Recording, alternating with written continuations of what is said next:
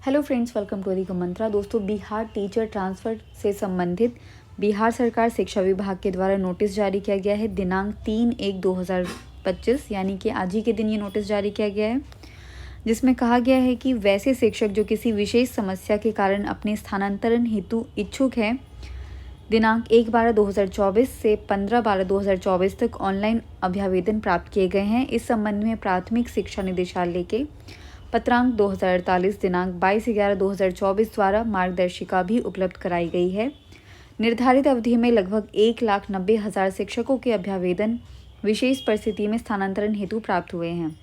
समीक्षोपरांत यह निर्णय लिया गया है कि मार्गदर्शिका की कंडिका 5 में वर्णित श्रेणियों के अनुसार प्राप्त अभ्यावेदनों का निष्पादन चरणबद्ध तरीके से निम्नवत किया जाएगा, जिसमें प्रथम चरण में असाध्य रोग, विभिन्न प्रकार के कैंसर, गंभीर रुग्णता, किडनी रोग, हृदय रोग, लीवर रोग, दिव्यांगता के आधार पर स्वयं नियुक्त, ऑटिज्म या मानसिकता दिव्यांगता, विधवा एवं परित्यक्ता।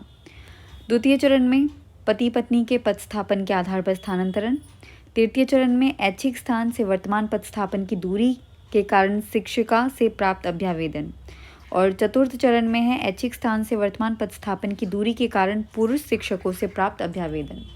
दोस्तों, इसी सप्ताह 6 जनवरी या 7 जनवरी से शुरू हो जाएगा ट्रांसफ़र। पहले फेज़ के तहत तय कैटेगरी वाले शिक्षकों का ट्रांसफ़र किया जाएगा, जिसमें कि असाध्य रोग यानी कि कैंसर पीड़ित, गंभीर रुग्णता, किडनी, लीवर, हृदय के मरीज, दिव्यांग, ऑटिज्म, विधवा, परित्यक्ता का ट्रांसफ़र किया जाएगा।